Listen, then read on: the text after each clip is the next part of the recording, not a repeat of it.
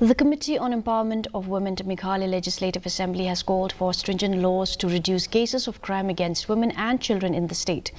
The committee, headed by its chairman Santa Mary Shylla, on Monday held a joint meeting with its counterpart from the Kerala Legislative Assembly.